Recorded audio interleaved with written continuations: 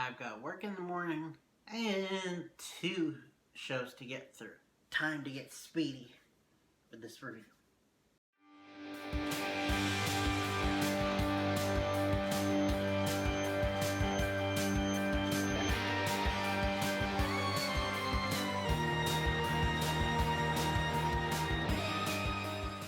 Greetings, geeks and geek girls. It is me. I'm back for Legends of Tomorrow, the premiere of Season 5. The technical official premiere. Last week was kind of episode 0, so now this is the premiere. So, let's talk about this. The Time Bureau has gone kaput. So, people are wondering whether or not they need the Legends. So, Sara is off dealing with Crisis and Oliver and all of that. So Ava has to fight for the team, and part of the agreement was to have a documentary team follow them. So they go in, and the documentary team is following them. Ava decided to keep it a secret from Sara, because she didn't want to burden her.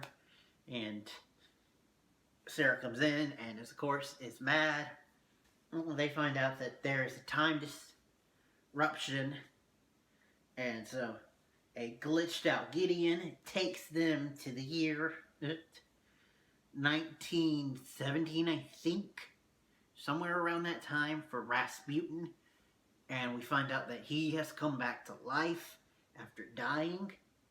So, because we now know as the audience that he's an encore. He's one of the dead that Astra brought back. So, they don't know what's going on, but they're like, okay. Then each member of the team is like, I want to do this, but I don't want to burden Sara. So they split up into like the teams that discover it. Mona is on her own, who thinks that the whole thing can be solved with a love letter. Ava thinks that they just need to kill Rasputin, and she brings along Mick with her. Nate and Ray think that the Time Bros can just stop it by themselves. And because they're all fighting against each other and don't have their captain, they all mess up. It all goes tits up, for lack of a better term. And then Sara gets on them like, what the hell? What are you doing? And she's like, come on. Ava told them all to like not mention Oliver and not mention all that to Sara. And Sara's like, what the shit? I went through a lot. I went through Crisis. I saw worlds die. Of course I want to talk about it with my friends. And Katie Lutz is doing an awesome performance. It's great. I love this show. Then Sara goes in and is like, typical Legends. She's like, okay, I'm going to go in, just me and Bayrod, because the rest of them blew their cover. And we're going to go fix this. Because also, by the way, they find out in the meantime from John that beasts can't be killed because they can't truly be killed because their souls are still in hell. And so they're like, oh great, what are we going to do? And then the whole fight with the documentary crew filming ends with Sara throwing Ray inside Rasputin's mouth, and then without him knowing what he's doing, telling him to embiggen. And so he does. And it gets surprisingly gruesome for Legends, where it's just like psh, blood everywhere. And poor Ray's like, what did I just do? He's like, I guess it's for the greater good that sometimes people have to die. Which technically he is not dead. So they gather his blood into different jars that they have and put him on the Wave Rider. They all go on the Wave Rider. And they get back to modern time. John gets on the Wave Rider and says that he needs to go to hell. So he drinks one of the jars of Rasputin, liquefied Rasputin, and does a spell. So it looks like he'll be MIA for a bit. We also learned that Gary has been his apprentice because he had Nora as his fairy godmother, but as his last wish to her, he actually did fulfill a wish. That was to become John's apprentice, and he let her go. And now she's looks like she's going to be away for a little bit while she becomes the fairy godmother to other different people, mainly little girls, it seems. So that's interesting. And the rest of the team get on stage to do this whole big production of showing the film, and it's great. Oh, I also forgot to mention that the film ended with a nice Avalance kiss and then making up and all that, which was awesome.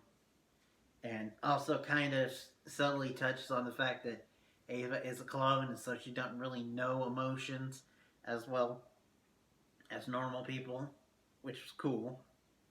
And then they threw us for a loop by Rasputin waking up some thing inside Nate, realizing that he's missing something.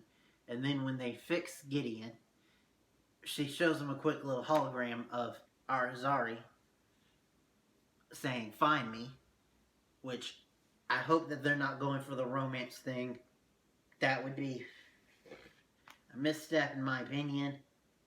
Also, Charlie was MIA from this episode mostly because she took the jump ship and went off to God knows where, which hopefully comes back as a story.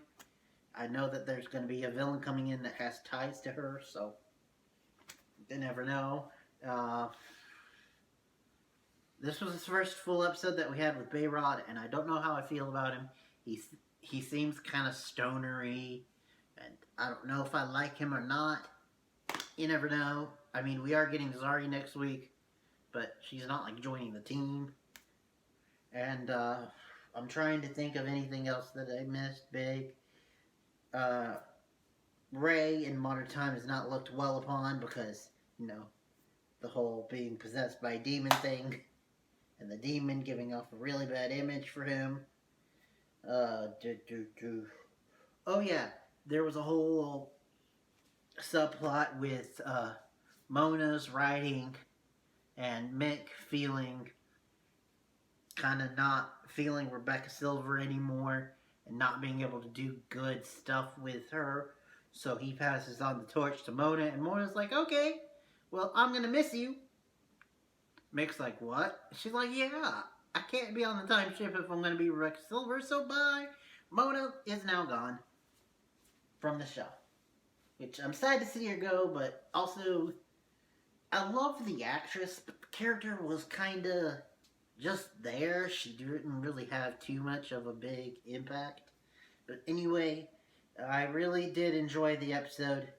They end on some meta-esque humor, which is really cool. And I can't wait to see where they go from here. But I will end it here saying thank you guys for watching.